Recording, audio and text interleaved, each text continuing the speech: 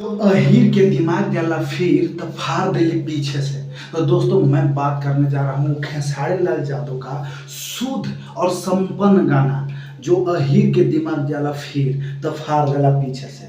दोस्तों मैं आज पूछना चाहता हूँ जो भोजपुरी को अश्लील और भोजपुरी को गंदगी से जाते हुए देख कर रोकना चाहते हैं और बोलते हैं कि मैं ठेकेदार हूँ भोजपुरी का, भोजपुरी मेरे से चलता है, चाहे वो पवन सिंह हो चाहे वो खेसारी लाल यादव हो। मैं आज कंपटीशन नहीं करूंगा गाने का कि किसका गाना अच्छा किसका गाना खराब, लेकिन ये जितने भी है ना दोस्त, अगर कचरा से अगर कचरा निकलता है ना तो लोग नहीं बोलता, लेकिन हमको पता है लोग बना करके रखे हैं तुम लोगों को गंगा जल भोजपुरी का। और वहाँ से जब इस तरह का कचरा जातिवाद निकलता है ना, चाहे पवन सिंह हो चाहे खेसारी लाल हो, तो शर्म आता है भोजपुरी को देखने और सुनने में, और शर्म आता है बोलते हुए कि ये हमारे भोजपुरी के श्रोता हैं।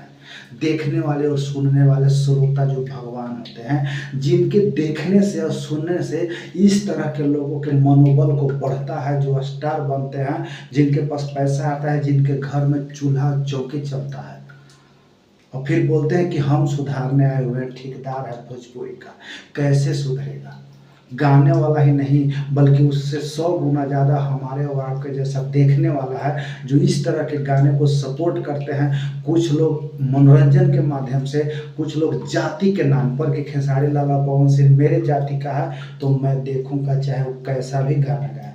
बबुआन और वहीरान थोड़ा सा सुनने में आप लोगों को अच्छा लगता होगा, लेकिन आप भोजपुरी से दूर होकर के देखिए, वहाँ पे देखिए इस तरह के गाने का किस तरह से मजाक उड़ाते हैं लोग, इस तरह से कि फाड़ देला पीछे से। शर्म करो यार तुम।